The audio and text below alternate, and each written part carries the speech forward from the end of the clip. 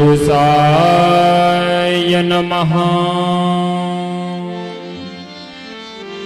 श्रीमातृपितृगुरुचरणकमलेभ्यो नमः। श्रीइष्टदेवताभ्यो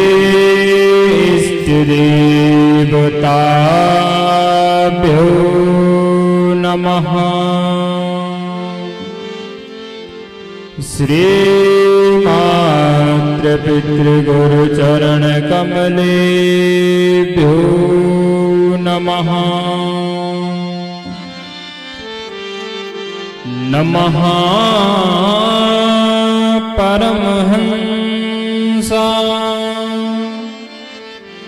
स्वादिते चरणकमलचिन्मकरन्दायः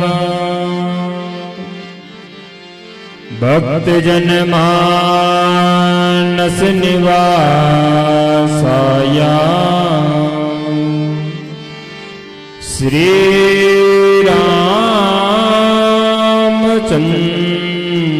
श्रीरामचन्द्राय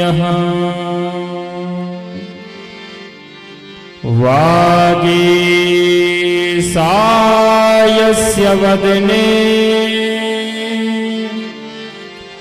लक्ष्मीर्यस्य च वक्षसिः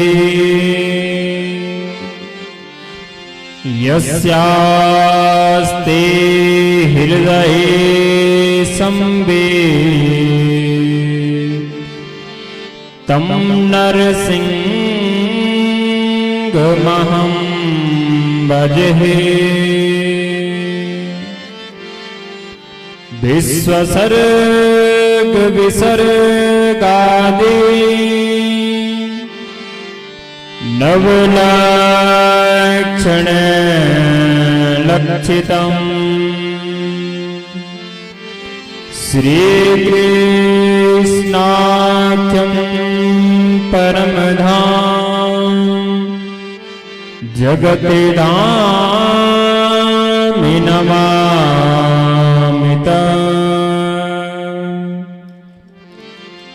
सच्चिदानन्दरूपाय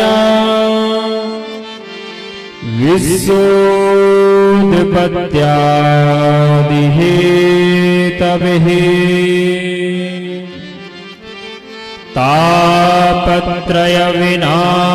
तापत्रयविनाशाय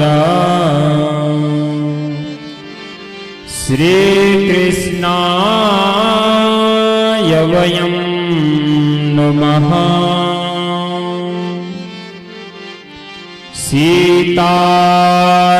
सीतानाथ समारम्भाम्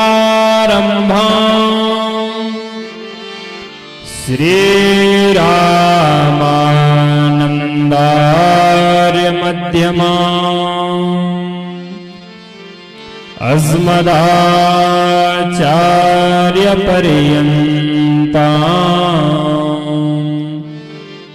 वन्दे श्री गुरुपरम्पराम्।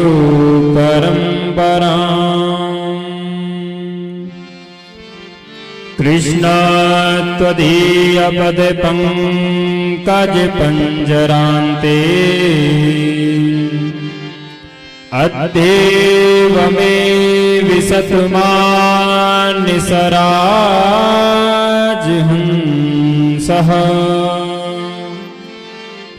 प्राणप्रयाणसमये कपुवादिपित्वे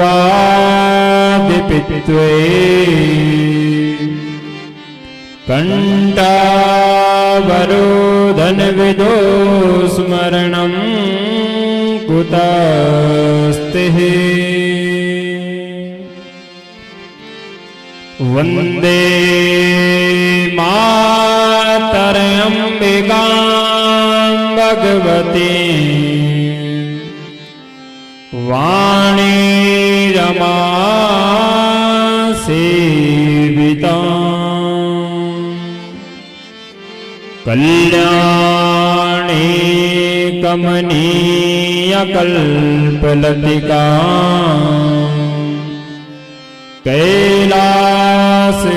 कैलासनाथ प्रिया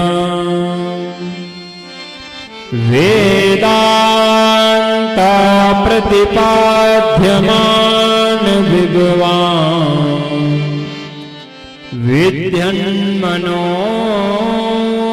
विद्यन्मनोरञ्जनः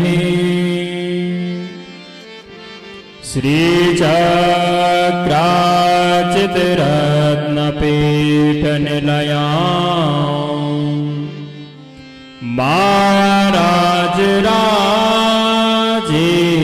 महाराजराजेश्वरिः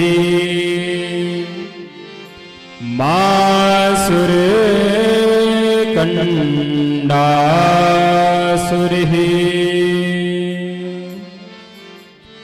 नवकुलनागाय विद्महे विश्वदन्ताय धीमहि तन्नो नागराज प्रचोदयात्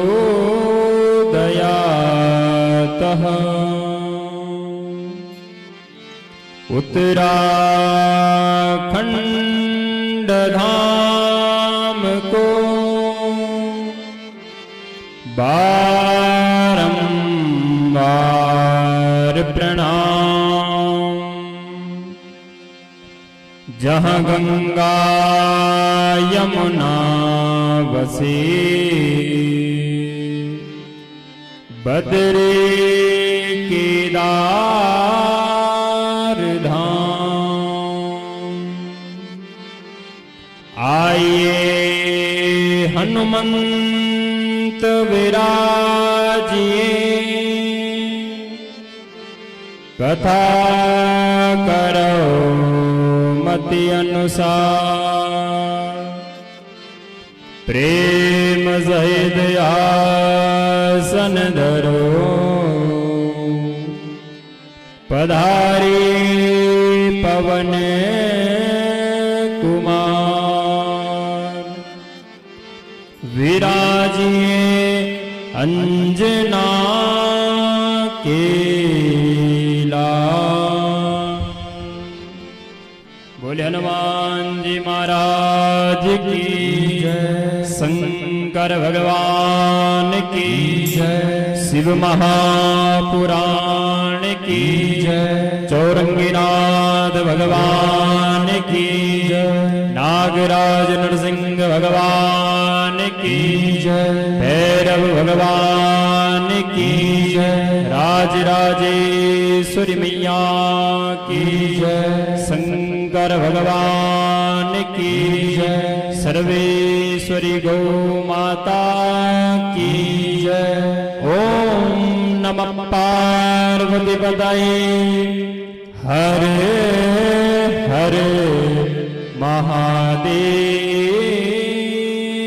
शंभो। तो आइए साहब सर्वप्रथम मन और वाणी को पवित्र करते हुए कुछ क्षण प्रभु नाम संकीर्तन तत्पश्चात श्री शिव महापुराण की कथा में प्रवेश करेंगे। बोले कृष्ण चंद्र भगवान की जय। ओ गाओ गोविंद गोपाल राधे माधवारे, गाओ गोविंद गोपाल राधे माधवारे, ओ गाओ गोविंद गोपाल राधे माधवारे, गाओ गोविंद गोपाल राधे माधवारे। ओ कृष्ण गोविंद गोपाल राधे माधवारे, कृष्ण गोविंद गोपाल राधे माधवारे। ओ कृष्ण गोविंद गोपाल राधे माधवारे, कृष्ण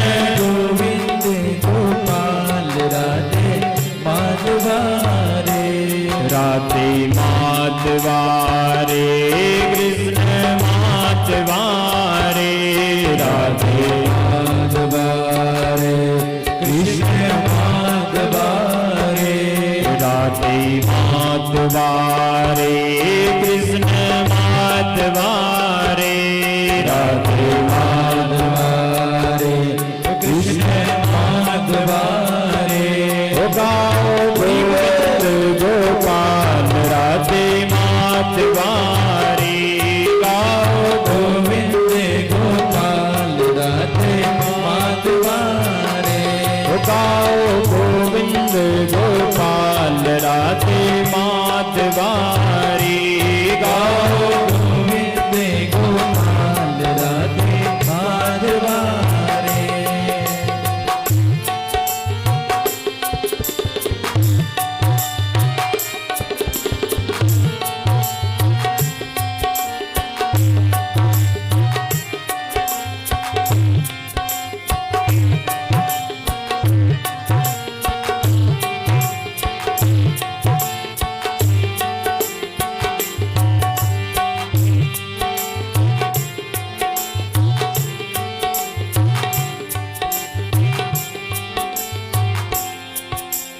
गल में बैजंती माला घूमर बालवारे गल में बैजंती माला घूंघर बाल वाले गल में बैजंती माला घूमर बालवारे गल में बैजंती माला घूंघर बाल वाले राधा संग में खड़ी बंसी तानवारे राधा संग में खड़ी है बंसी तान वाले घूमर बालवारे बंसी तानवारे घूंघर बाल वाले बंसी तान वाले घूमर बालवारे बंसी तानवारे घूंघर बाल वाले बंसी तान वाले गाओ गोविंद गोपाल राधे माधवारे गाओ गोविंद गोपाल राधे माधवारे कृष्ण गोविंद गोपाल राधे माधवारे कृष्ण गोविंद गोपाल राधे माधवारे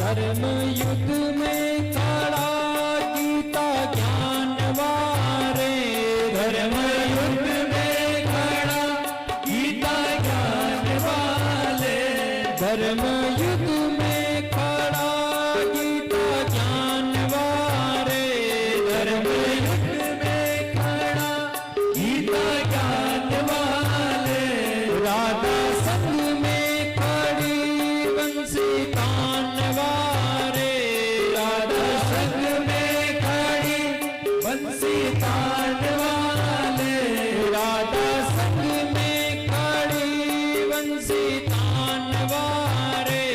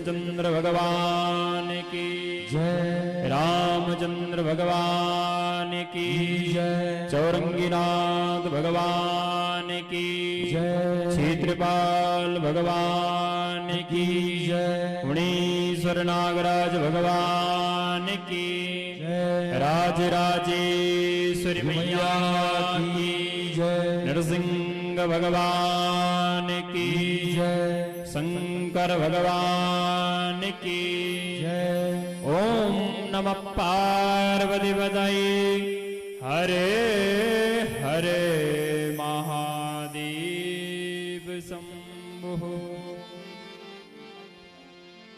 वर्णानामर्थ संगानां रसानां छन्दसामपि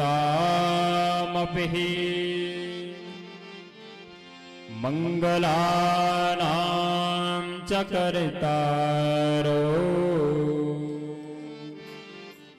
वन्दे वाणि विनायकः वन्दे वाणि विनायकः परम मंगलमय परात्पर अखिलेश्वर अनंत कोटि ब्रह्मांड नायक भूत भावन भगवान आशुतोष उन्हीं की वांग्मयी विग्रह स्वरूपा श्री शिव महापुराण को नमन करते हुए महाकाली महालक्ष्मी मां सरस्वती स्वरूपिणी पराम्बा जगदम्बा भगवती की वांग्मयी प्रतिविग्रह स्वरूपा श्रीमद देवी भागवत महापुराण को नमन करते हुए ब्रिज ब्रजेश्वरी रास रासेश्वरी श्री राधा रानी के चरणों को नमन करते हुए अपनी इष्टाराध्य भगवान नागराज के चरणों को नमन करते हुए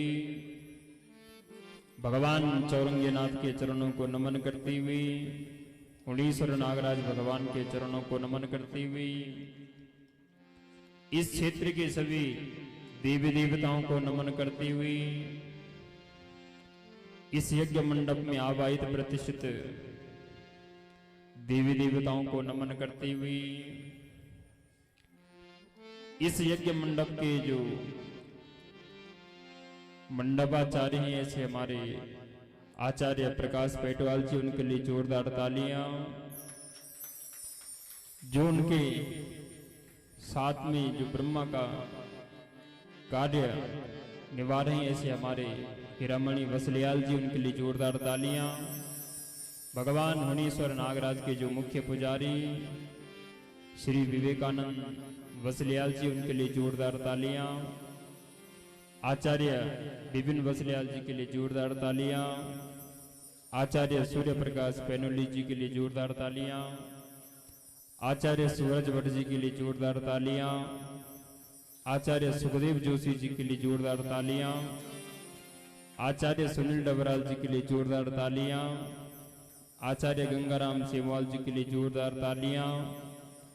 आचार्य अनुज वसलियाल जी के लिए जोरदार तालियां। आचार्य ओम प्रकाश सेमवाल जी के लिए जोरदार तालियां। आचार्य संतोष जोशी जी के लिए जोरदार तालियां। आचार्य राहुल अंथवाल जी के लिए जोरदार तालियां। आचार्य नीरज उनियाल जी के लिए जोरदार तालियां।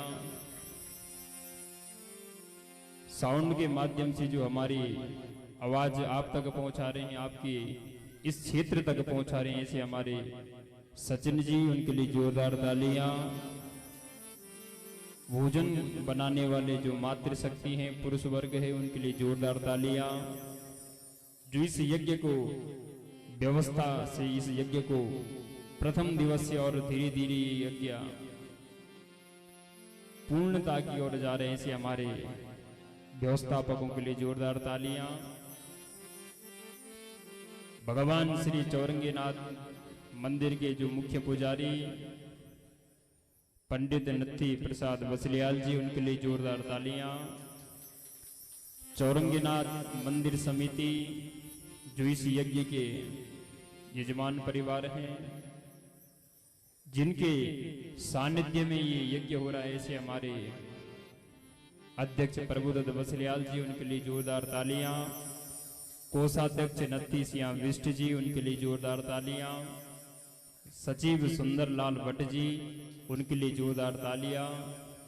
समस्त मंदिर समिति, मातृशक्ति पुरुष वर्ग, समस्त ग्रामवासी क्षेत्रवासी, आई हुई मातृशक्ति पुरुष वर्ग एवं छोटे बड़े भाई बहनों के लिए जोरदार तालियां, जो अपना अमूल्य समय लेकर और भगवान के चरणों में अपने मन को लगा रहे हैं कि बड़े भाग मानुष तन पावहा, सुर दुर्लभ सब ग्रंथ गावहा। शास्त्र कहते हैं कि बड़े भाग्यशाली होते हो मनुष्य जिनके जीवन में भगवान की कथा आती है। और आप बड़े भाग्यशाली हैं जो निरंतर प्रथम दिवस से, और आज इस यज्ञ का कौन सा दिवस है, कौन सा दिन है आज, 10वां दिन है। और कल ये यज्ञ क्या हो जाएगा, विराम हो जाएगा। कई लोग कहते हैं कि कल कथा खत्म हो जाएगी, है? कथा कभी खत्म नहीं होती है। हरि अनंत, हरि कथा अनंता, भगवान की कथा बड़ी अनंत है साहब। इस कथा को 1 साल तक भी सुनेंगे फिर भी ये कथा खत्म होने वाली नहीं है।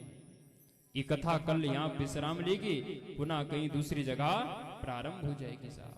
इसलिए कथा कभी खत्म नहीं होती है। तो जन्मांतर भवेत् पुण्यम तदा भागवतम लवे। शास्त्र कहते हैं कि जब हमारे जन्म जन्म के पुण्य उदय होते हैं और पाप क्या होते हैं, नष्ट होते हैं साहब, तब हमारे जीवन में भगवान की क्या आती है, कथा आती है साहब। प्रेम भाव से कथा को श्रवण कीजिए साहब। आज आपके सामने क्या लगे हैं, कैमरा लगे हैं, लगे हैं नहीं लगे हैं। और जब चोर को कैमरे दिखते हैं तो सावधानी से काम करता है, करता है नहीं करता है। इसलिए आप भी सावधानी होकर कथा को सुनिए, क्योंकि ये कथा केवल आप नहीं, ये दूर देश विदेश तक इस कथा का लाइव प्रसारण हो रहा है। इसलिए आप लोग शांति से प्रेम भाव से बैठिए, ताकि और गांव के ये ना कहे कि अरे पुणे के गांव के जो लोग हैं वो कथा को ध्यान से नहीं सुन रहे हैं। इसलिए ध्यान से प्रेम भाव से भगवान की कथा को श्रवण कीजिए साहब। कि भाग्योदहीन भवजन्म समर्जिते नः सत्संगमं च लभते पुरुषो यदा विहि अज्ञान हेतुकृत मोहमदान्धकारा नासंविदाय तदो दयते विवेकः। शास्त्र कहते हैं कि जब हमारे कई जन्मों के पाप नष्ट होते हैं और जब पुण्य उदय होता है, तब भगवान की कथा हमारे जीवन में आती है। और तुलसीदास जी कहते हैं कि जब हमारे हृदय का विवेक जाता है, विवेक जागता है, तब भगवान की क्या होती है, कृपा होती है साहब। और जब तक भगवान की कृपा ना हो ना, तब तक हम भगवान की कथा को नहीं सुन पाते। विनु सत्संग विवेक न होए, विनु सत्संग विवेक न होए, विनु सत्संग विवेक न होए, विनु सत्संग विवेक न होए। राम कृपा बिनु सुलभ न सोए, राम कृपा बिनु सुलभ न सोए, राम कृपा बिनु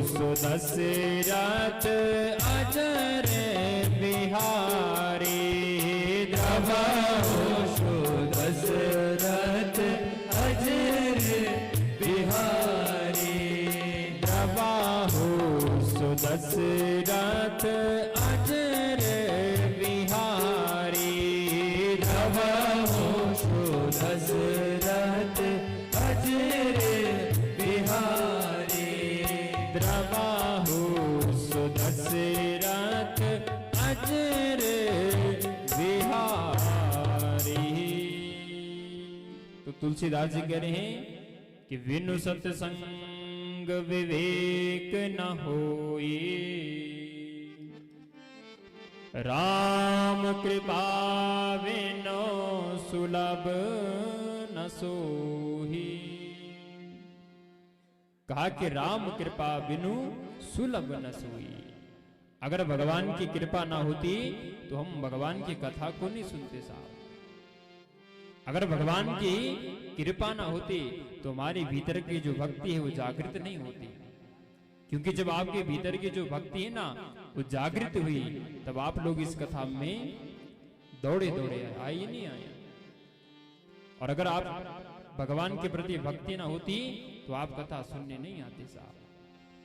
इसलिए आपके भीतर की जो भक्ति है वो जागृत हुई, और जब ये भक्ति जागृत हुई तब आप लोग इस कथा मंडप में आए हैं, और तब भगवान की कृपा हुई। राम कृपा बिन सुलभ न हुई।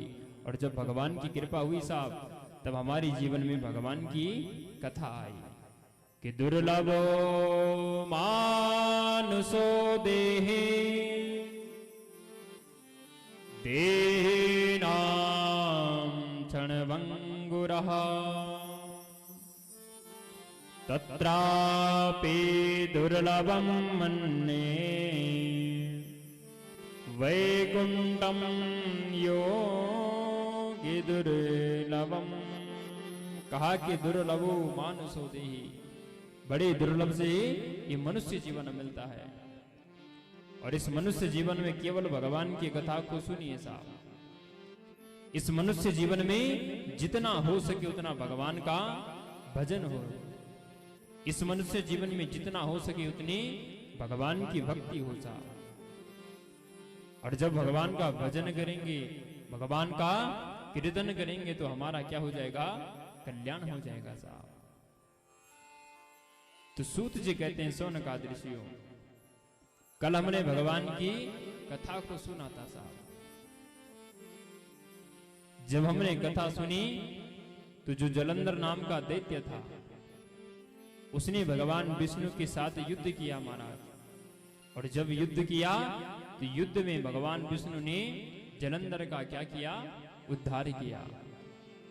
जब भगवान ने जलंधर को मार दिया तो आज महाराज जो उसकी पत्नी वृंदा थी उसने भगवान को श्राप दे दिया कि यो त्वया मायया ख्यातो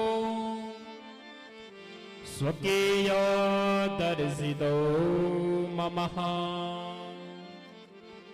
तावेवा राक्षसो भूत्वा भार्या तव हरिष्यतः।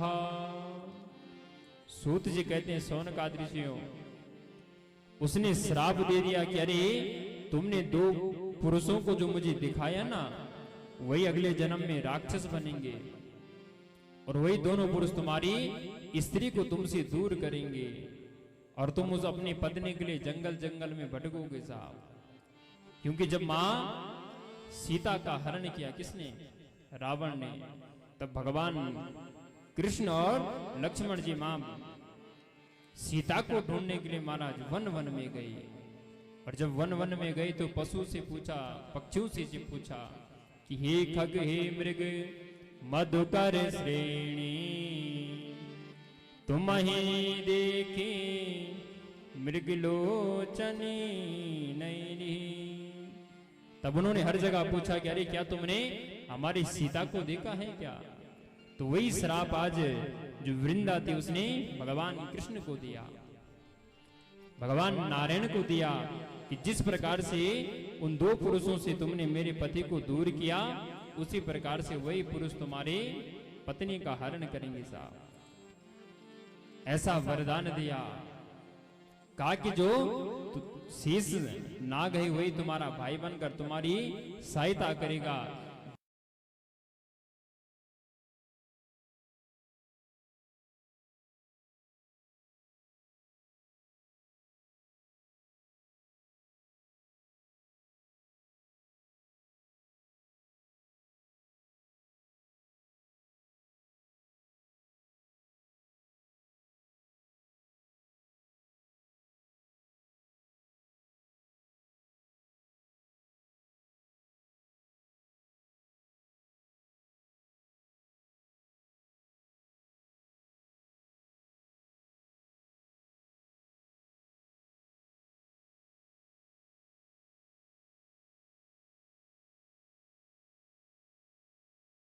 करने उसके सिर को काट दिया और जो उसके भीतर की तेज था वो भगवान शंकर में आकर बस गया।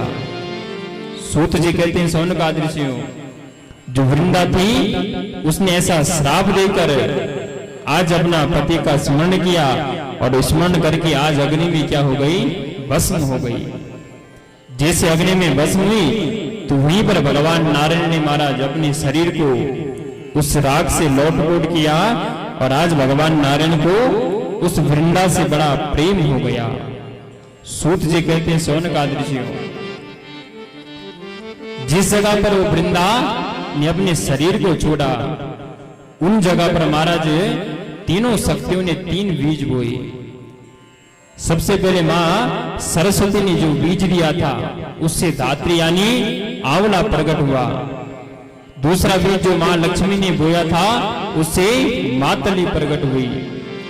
और तीसरा जो बीज बोया मां पार्वती ने उससे तुलसी क्या हुई, प्रकट हुई। साहब सूत जी कहते हैं सौनकादृशियों, आज भगवान विष्णु को जो तुलसी थी उससे बड़ा प्रेम हो गया कि तत्रापि तुलसी धन्या देव श्रेष्ठा महामुनिः त्यक्त्वा गणेशं सर्वेषां प्रीतिदा सर्वकामदः। आज ब्रह्म जी नारद जी को कह रहे, अरे बेटा जो ये तुलसी है ना ये हर भगवान को बड़ी प्रिय है, भगवान नारायण को बड़ी प्रिय है। केवल गणेश जी को तुलसी नहीं चढ़ता कि त्यक्त्वा गणेशं सर्वेषां प्रीतिदा सर्वकामदः। कहा कि केवल भगवान गणेश जी को तुलसी अर्पण नहीं करना चाहिए और सभी देवताओं को तुलसी अर्पण करना चाहिए। सूत जी कहते हैं सौनकादृशियों, जो तुलसी है ना वो 8 प्रकार की है। कितनी प्रकार की है? 8 प्रकार की है। तो किस किस के घर में है तुलसी? सबके घर में है? कौन सी तुलसी है आपके घर में? कौन सी? उसका नाम तो होगा कुछ है? राम श्याम। अच्छा अब सुनो जरा 8 तुलसियों के नाम। उनमें राम आता है या श्याम आता है? कि वृंदा वृंदावनी विश्वा पूजिता विश्व पावनी पुष्पसारा नंदने चा तुलसी कृष्ण जीवनी। सूत जी कहते हैं सौनकादृशियों, सबसे पहले तुलसी का नाम है वृंदा, दूसरी वृंदावनी, तीसरी विश्व पूजिता, चौथी विश्व पावनी, 5वीं नंदनी, 6वीं पुष्पसारा, 7वीं तुलसी और 8वीं कृष्ण जीवनी। अब आया कहीं राम और श्यामा का नाम? नहीं आया ना, क्योंकि हमने जन सुनदा तन्य बोलने लग जाता। सुनदा कि नहीं सुनदा? तो जो कृष्ण जीवनी है वो कौन सी है? श्यामा तुलसी है। जो कृष्ण जीवनी है कौन सी है? श्यामा है। और जो विश्व पूजिता है वो कौन सी है? रामा तुलसी है। साहब तो पता होना चाहिए कि कौन सी तुलसी हमारे घर में है। किसी तुलसी के पत्ते छोटे होते, किसी के चौड़े चौड़े होते नहीं होते हैं। कोई सी हरी तुलसी होती महाराज, कोई लाल तुलसी भी होती है। तो आज ब्रह्मा जी नारद जी को कह रहे हैं कि 8 प्रकार की क्या होती है, तुलसी होती है। और इन 8 प्रकार तुलसियों में से एक भी तुलसी अगर भगवान नारायण को जो व्यक्ति चढ़ाता है उसे क्या होता है, जो उसके पाप हैं वो सब नष्ट हो जाते हैं और उसे भगवान विष्णु की पूजा का क्या मिल जाता है, फल मिल जाता है कि पुष्प सारा नंदनी चा तुलसी कृष्ण जीवन ही। सूत जी कहते हैं सौनकादृशियों। इस प्रकार से भगवान शंकर ने जलंधर का उद्धार किया और जब जलंधर का उद्धार किया, जो पत्नी थी वृंदा, जब वो भस्म हो गई तो जहां पर भस्म हुई वहीं पर महाराज आंवला प्रकट हो गया, वहीं पर धात्री का फल प्रकट हो गया, वहीं पर महाराज तुलसी क्या हो गई, प्रकट हो गई साहब। सूत जी कहते हैं सौनकादृशियों। जब महाराज कश्यप जी की अनेक पत्नियां थी, उनमें से महाराज एक धनु नाम की पत्नी थी और धनु नाम की पत्नी से विप्रचित नाम का एक बालक हुआ और विप्रचित नाम का बालक का एक पुत्र हुआ महाराज, जो दंभ था। और जब दंभ हुआ तो उसका कोई पुत्र नहीं था महाराज, उसने अपने कुल गुरु शुक्राचार्य को बुलाया, क्योंकि जब घर में संतान नहीं होती ना तो ब्राह्मण की शरण में जाते हैं, जाते नहीं जाते हैं, अरे पंडित जी जरा कुंडली देखो, इसके ग्रह में संतान योग है या नहीं है, जाते नहीं जाते हैं। या कहीं पूछने चले जाएंगे, अरे इसके कोई संतान प्राप्त होगी इसे या नहीं होगी साहब। तो सूत जी कहते हैं सौनकादृश। इसी प्रकार से आज वो दंभ अपने कुलगुरु शुक्राचार्य जी के पास गए और जैसे शुक्राचार्य जी के पास गए, प्रणाम किया लिए, शुक्राचार्य जी ने कहा, बेटा आप किस लिए आए हो? कहा करे गुरुजी सब कुछ है पर घर में पुत्र नहीं है महाराज। तब शुक्राचार्य जी ने कहा महाराज की भगवान का तप करो और तप करने से जब ब्रह्मा जी प्रकट होंगे तो भगवान ब्रह्मा से या विष्णु से वरदान मांगना और भगवान अवश्य तुम्हें क्या देंगे, पुत्र देंगे साहब। आज दंभ ने महाराज पुष्कर क्षेत्र में जाकर एक नहीं 1 लाख वर्ष तक उसने कठोर तप किया और जब कठोर तप किया तो कठोर तप करके महाराज आज भगवान विष्णु क्या हो गए, प्रसन्न हो गए और भगवान आज चतुर्भुज रूप में क्या हो गए, प्रकट हो गई। बोले विष्णु भगवान की जय, नारायण भगवान की जय। शांताकारं भुजगशयनं पद्मनाभं सुरेश्वरं विश्वाधारं गगनसदृशं मेघवर्णं शुभांगं लक्ष्मीकान्तं कमलनयनं योगिर्विद्यानगम्यहं वन्दे विष्णो भवभयहरणं सर्वलोकैकनाथं। आज सुंदर स्तुति करे रे प्रभु, आप मेरे भक्ति से इतने बड़े प्रसन्न हुई प्रभु। भगवान विष्णु ने कहा मैं तेरी भक्ति से बड़ा प्रसन्न हूं, वरदान मांग बेटा क्या चाहिए। तब दंभ ने कहा महाराज मुझे ऐसा पुत्र चाहिए जो पुत्र तीनों लोगों को जीतने वाला हो, जिस पुत्र को कोई संसार में मार ना सके महाराज। जब इस प्रकार से कहा तो आज भगवान विष्णु बड़े प्रसन्न हो गए, अरे बेटा तेरे जैसी भक्ति भी किसी ने नहीं करी। और अगर भगवान को प्राप्त करना है तो सबसे पहले आसन को जीतना है, एक जगह पर बैठने की आदत डालनी है। और जब हम आसन को जीत लेंगे साहब तो भगवान अवश्य क्या होंगे, प्राप्त होंगे। क्योंकि अगर आसन शुद्ध है तो मंत्र भी शुद्ध हो जाएगा।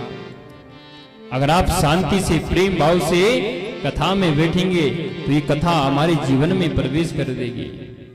और अगर कथा में केवल वार्तालाप करेंगे तो अगले जन्म में कौवा बनेंगे साहब, है? हाँ, ये शास्त्र कह रहे हैं जो कथा में पैर फैलाकर बैठता है वो अगले जन्म में अजगर बनता है।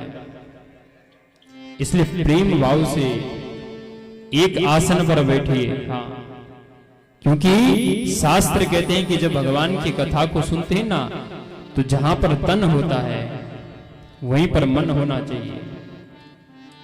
11 दिन तक आप लोग कथा को सुन रहे हैं तो एक आसन पर बैठो, ऐसा नहीं कभी आगे बैठे कभी पीछे बैठे, क्योंकि समय से आओगे तभी वो आपका आसन आपको मिलेगा।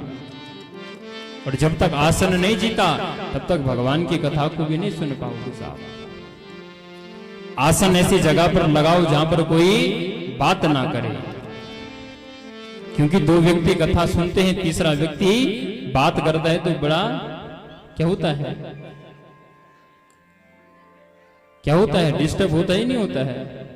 इसलिए ऐसी जगह को चुनो जहां पर हम केवल शांति से प्रेम भाव से कथा को श्रवण करें। बोले नारायण भगवान की जय। तो सूत जी कहते हैं सौनकादृशियों, आज दम्भ ने जब कठोर तप किया तो भगवान नारायण प्रकट हुए। भगवान नारायण से कहा, रे प्रभु मुझे ऐसा पुत्र चाहिए जो तीनों लोकों में सुख दे, तीनों लोक में कोई उसे हरा ना सके। तब भगवान विष्णु ने कहा कि अरे बेटा मैं तुझे वैसे ही पुत्र प्रदान कर दूंगा। आज भगवान ने उसे तथास्तु कहा, ऐसा वरदान दिया। महाराज समय आने पर जो दम्भ था उसकी पत्नी के गर्भ से एक बालक हुआ, और जब बालक हुआ तो उस बालक का नाम महाराज ब्राह्मणों ने शंखचूर्ण रख दिया। क्या रखा? शंखचूर्ण रख दिया। धीरे धीरे महाराज शंखचूर्ण भी बड़ा हुआ, और जब शंखचूर्ण बड़ा हुआ तो उसने भी पुष्कर क्षेत्र में जाकर कठोर तप किया, क्योंकि जो दानव थे ना वो महाराज हर समय भगवान का भजन करते थे, वो भगवान को प्राप्त करना चाहते थे, और भगवान से केवल एक वरदान मांगते थे कि अरे प्रभु हम हमेशा अजर रहे, हमेशा अमर रहे। और हम लोग कलयुग में किसी से डरते हैं? अरे किसी से डरते हो आप लोग? मृत्यु से डरते हैं नहीं डरते हैं? हर व्यक्ति मृत्यु से डरता है, और जिसका जन्म हुआ है ना उसकी मृत्यु क्या है? सुनिश्चित है। जातस्या हि ध्रुवोर्मृत्यु ध्रुवं जन्म मृतस्य चः। देवी भागवत कहती है कि जातस्या हि ध्रुवोर्मृत्यु ध्रुवं जन्म मृतस्य चः, कि बेटा जिसका जन्म हुआ है उसकी मृत्यु सुनिश्चित है। और जब जब महाराज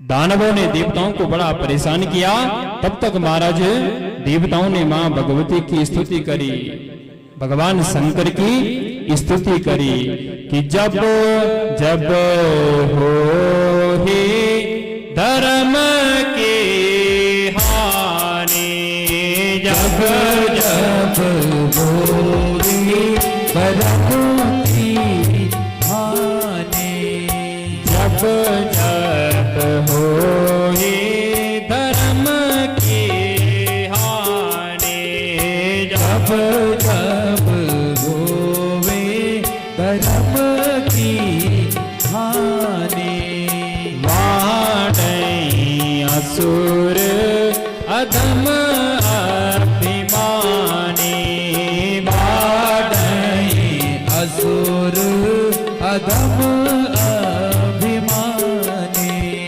वाडै असुर अधम अभिमानी, वाडै असुर अधम अभिमानी, मंगल भवन अमंगल हारी, मंगल भवन अमंगल हारी, द्रबाहु सुदशरथ अजरे बिहारी, द्रबाहु सुदशरथ अजरे बिहारी, द्रबाहु सुदशरथ अजरे बिहारी।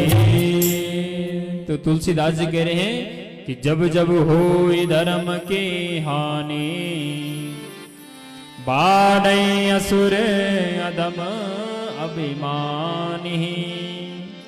कहा कि जब जब इस धरती पर अधर्म हुआ तब तब भगवान विविध अवतारों में प्रकट हुए, और जब हम पर विविधता आती है तो हम भगवान के शरण में जाते हैं साहब। तो उसी प्रकार से देवता भी भगवान की शरण में जाते थे। आज महाराज उसने कठोर तप किया, और जब कठोर तप किया तो आज भगवान ब्रह्मा प्रकट हुए। ब्रह्मा जी ने कहा, बेटा मैं तेरी भक्ति से बड़ा प्रसन्न हूं, वरदान मांग बेटा। तब शंखचूर्ण ने कहा, अरे प्रभु अगर आप मेरी भक्ति से इतना प्रसन्न है ना, तो मुझे इस संसार में कोई मेरे से जीत ना पाए, ऐसा वरदान दीजिए प्रभु। तब ब्रह्मा जी ने महाराज तथास्तु कहा, और एक सुंदर दिव्या भगवान कृष्ण का कवच प्रदान किया।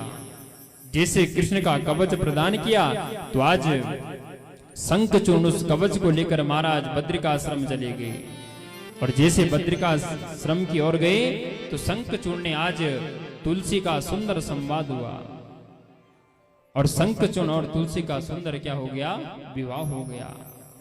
जब तुलसी और शंखचूर्ण का विवाह हुआ, धीरे धीरे महाराज ब्रह्मा जी ने गंधर्व विधि से उनका विवाह किया, और जब विवाह किया तो आज इधर शंखचूर्ण ने महाराज देवताओं पर आक्रमण कर दिया, और जब आक्रमण किया तो आज भगवान शंकर जैसे उसको मारने लग गए महाराज।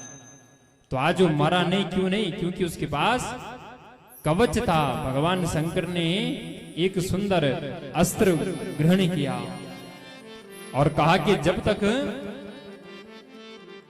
इससे ये कवच दूर ना हो तब तक इसको कोई मार नहीं सकता है महाराज। भगवान शंकर की शरण में गए, अरे प्रभु आप ही जगत के पिता हो, आप ही जगत के पिता हो, प्रभु आप हमारी रक्षा करो।